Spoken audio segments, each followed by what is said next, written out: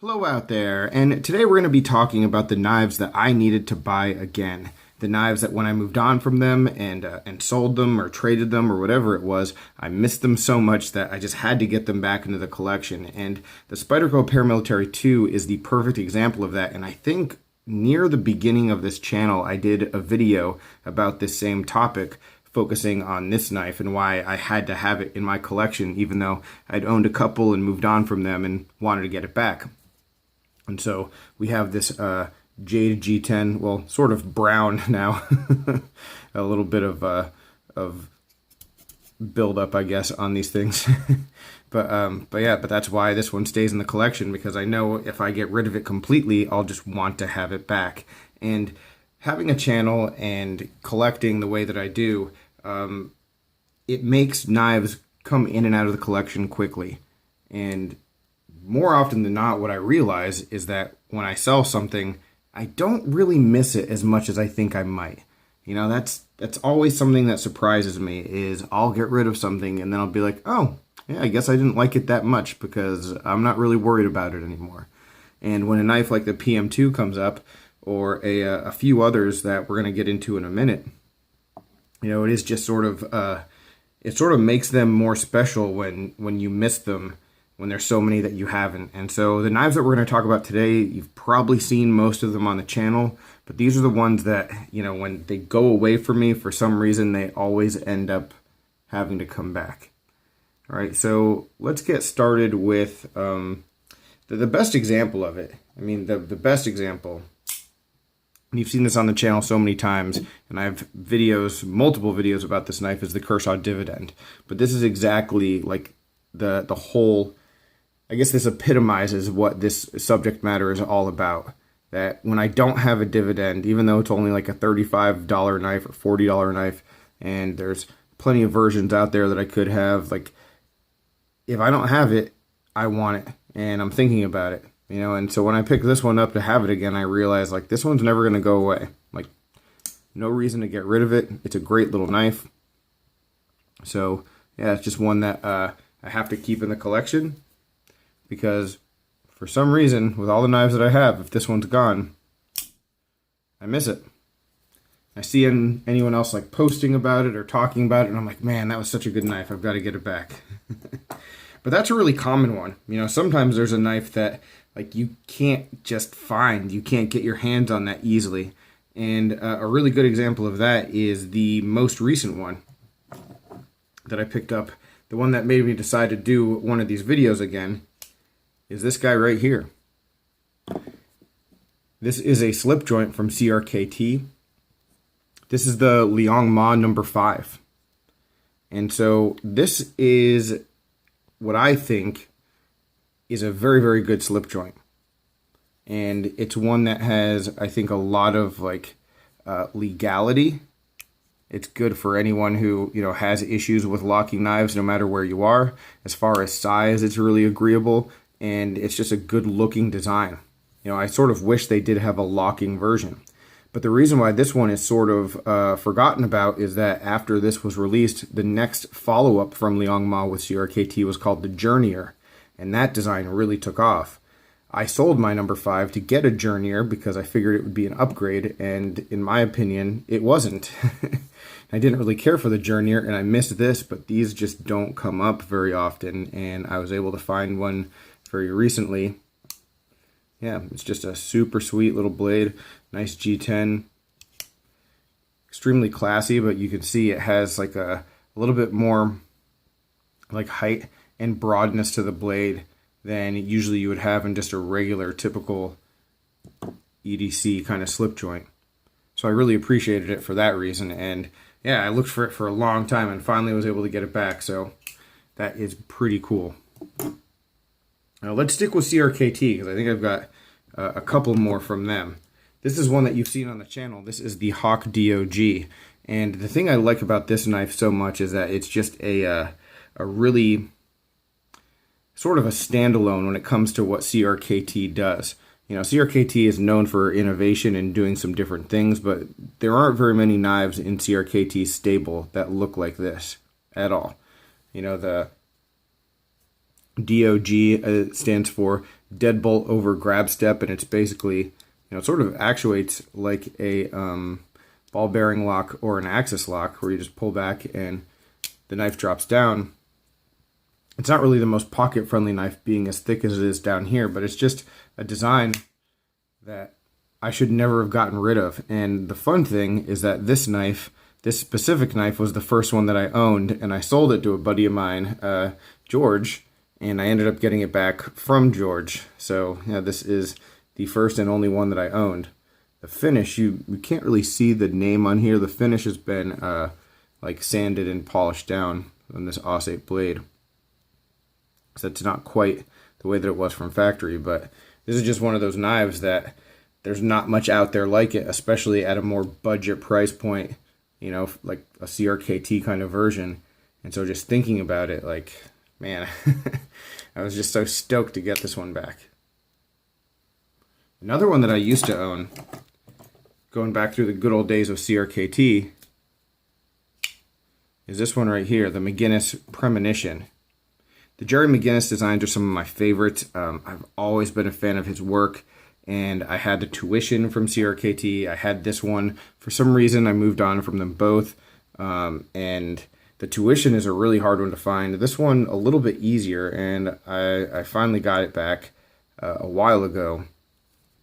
But Jerry McGinnis just being like one of my favorite designers, this is a design that I'd really like to get, made by him eventually, but just the price point of that is not going to happen anytime soon.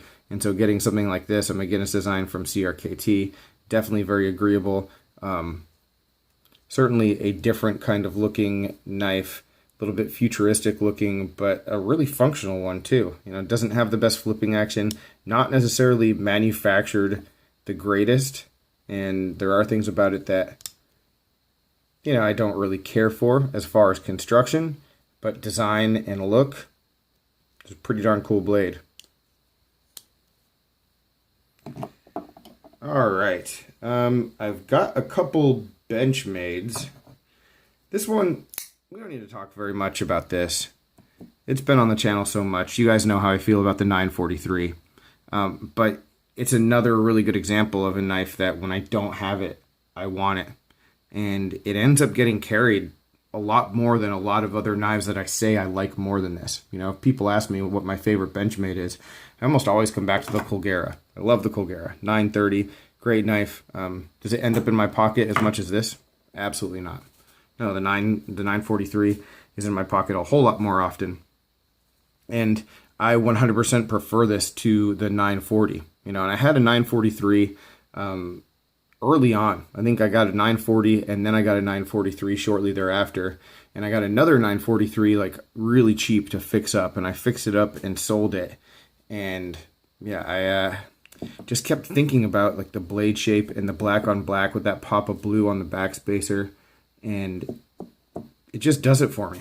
This is the model, more than any of the other like Osborne 943 or 940 variants. Like, this is the one that I just keep coming back to, and I've had so many opportunities to get scales or get screws or get any kind of thing to like pimp it out or make it better or upgrade it, or do something different, and I just don't.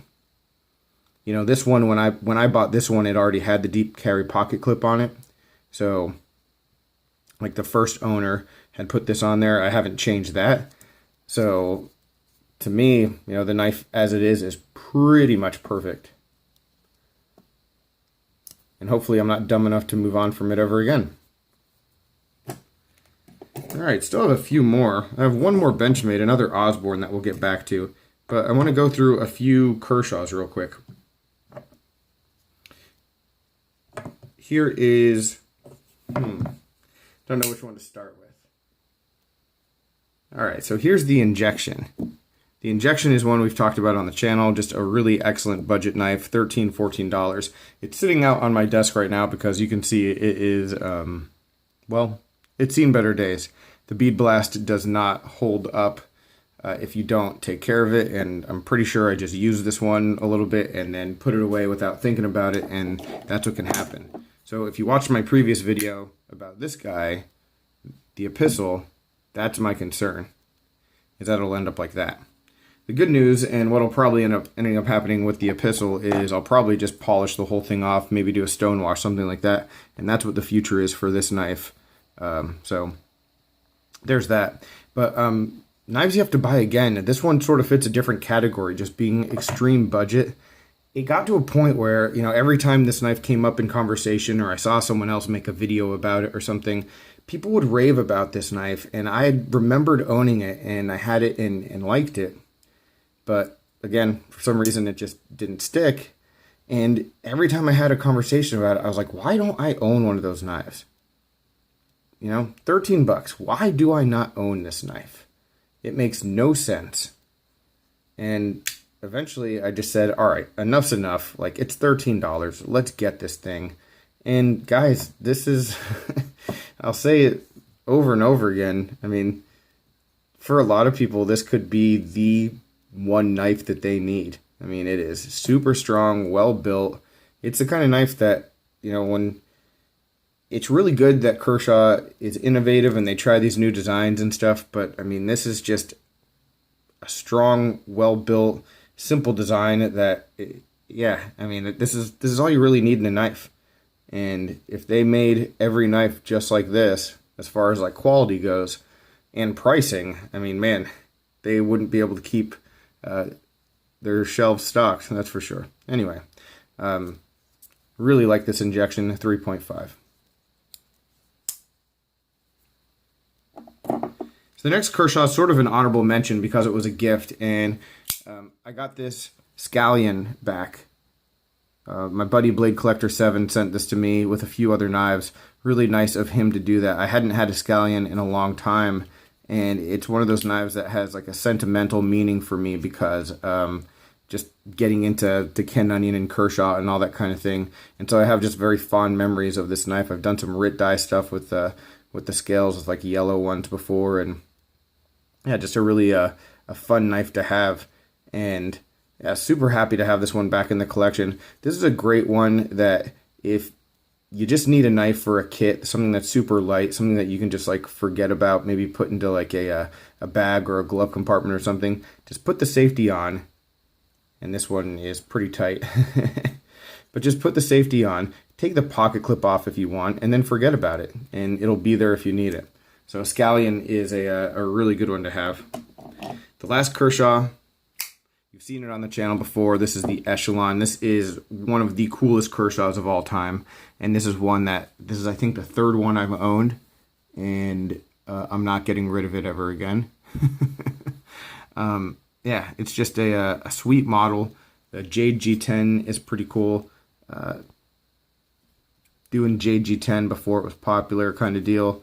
I really like just the execution of it, but the blade shape is really the selling point here. And this is one that my buddy Tim Allen on Instagram and a couple other guys will just like regularly post, like it's in their collection, and a couple guys have one of these and they post about it, every like few weeks maybe. And every time it pops up, I was like, ah, shit, I need this knife again. I need it. And it was just bugging me. And I'd get on eBay and I'd search for it, or I'd look around, see if someone was selling one, and it just never was priced right, never pulled the trigger. And when I finally got it back, I was so happy that I did. So, pretty sweet knife. USA made. I mean, if they're going to bring one back and do a sprint, come on, guys. Like, do it. Do it with this. Why not? Two more knives to talk about. I'm going to... Yeah, let's go with the Benchmade. So, here's the Osborne. Here's the 770 limited edition in D2. This is one that I got, and this has happened a few times, actually, where I've gotten a knife and I've sold it or traded it, and then the value just happens to go up.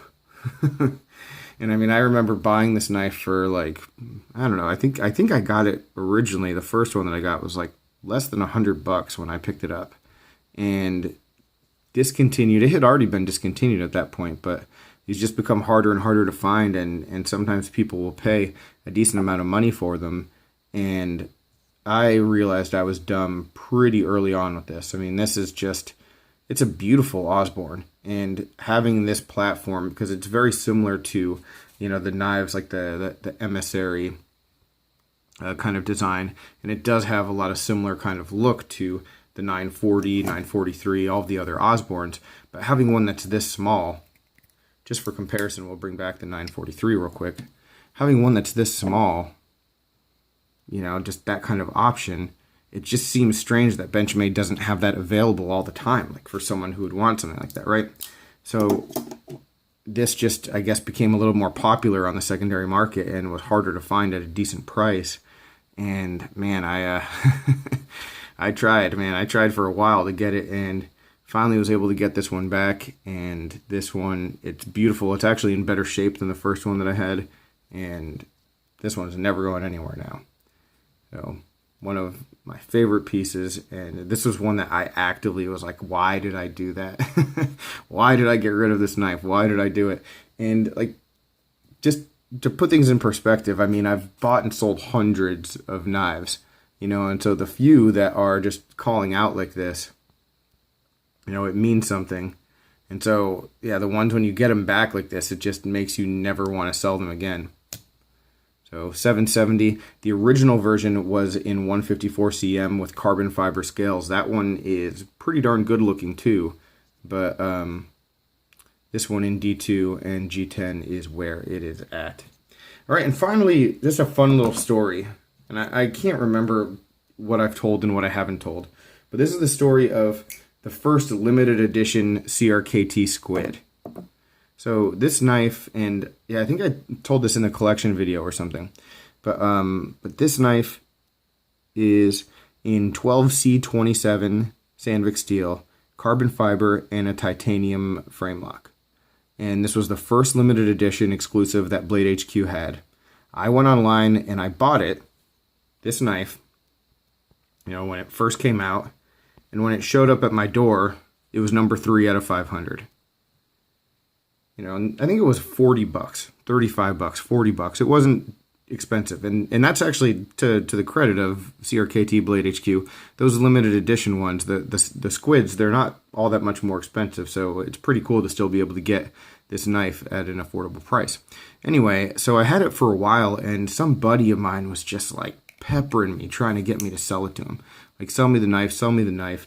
And he offered me what I thought was like a lot of money. He offered me a decent amount of money for it and threw some things in for trade. And I was like, all right, I'm not really carrying it that much. I'll do that. And I sold it. And then again, just like the 770, you know, these things went up in price. They were harder to find. The subsequent limited editions, they didn't actually have titanium. So, you know, this one was a little bit like special and unique in that regard. And what's interesting about this is that this specific knife bounced around from like one person to another, to another, to another. And then eventually I saw it for sale on Instagram, and I saw the number. I was like, that's number 3. That one was mine. And so I was the first owner of this knife. And once again, I believe I am the 5th owner of this knife.